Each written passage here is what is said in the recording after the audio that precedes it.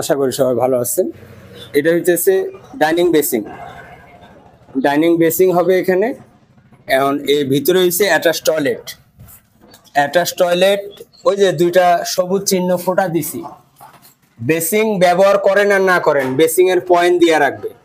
তাইলে হবে কি, ভবিষ্যতে যদি আপনি বেসিং বসাইতে চান সেই ক্ষেত্রে আর ভাঙাভাঙি করা লাগবে না।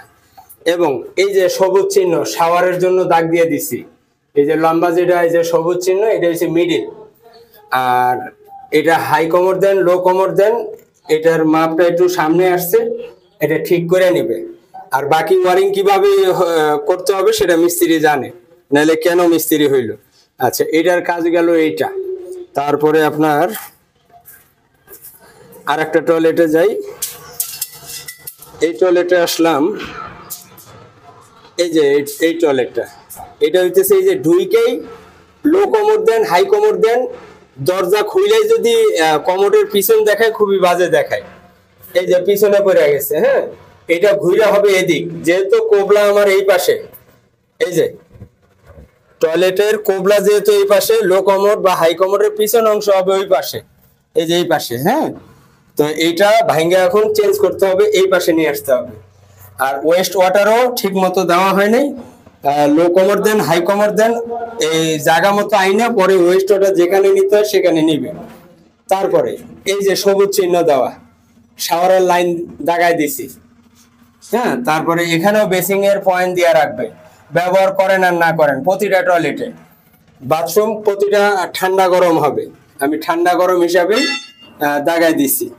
তো এই জিনিসগুলা ভুল করছে, খালি আন্দাজি পাইপ দিলে হয় না, পাইপ দেওয়ার একটা নিয়ম শৃঙ্খলা আছে, হ্যাঁ। তো এই যে এটা এটা গোসলের, ওইটা হচ্ছে বাথরুমের।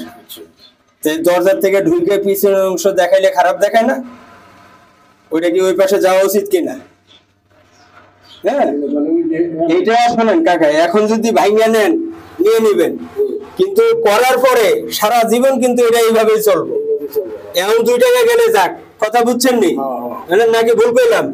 আচ্ছা ঠিক আছে, এগুলো আমি ভিডিও করে নিতেছি, আপনার ছেলেরে আবার পাঠাবো। কিচেন, আচ্ছা, কিচেনে জানলা বরাবর হবে চুলা। আর এই যে সিঙ্কের লাইন, এখানে সিং দিবে, সিং দিলে স্ল্যাব করবে, স্ল্যাবের উপরে সিং, কোন সিং বসাবেন সেটার ব্যবস্থা রেখে দিবে। বলের মাপ অনুযায়ী 14/16 ভিতরে গ্যাপ রেখে দিবেন, হ্যাঁ।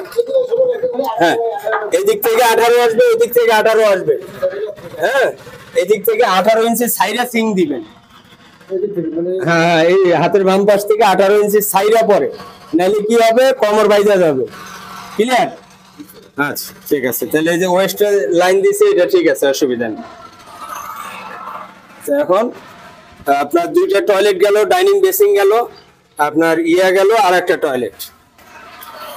এই যে টয়লেটের কোবলা, এই যে টয়লেটের দরজা, এই যে দরজা বরাবর হয়েছে লো কোমর, হবে না, এটা ঘুরে যাবে, এটা ওই পাশে চলে যাবে।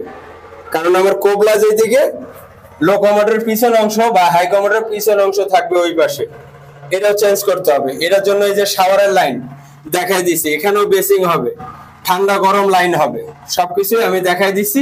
প্লাস এখানে আপনার রাজ রডের যে কন্ডাক্টর তারও আমি বুঝাই দিছি। ঠিক আছে ভাই?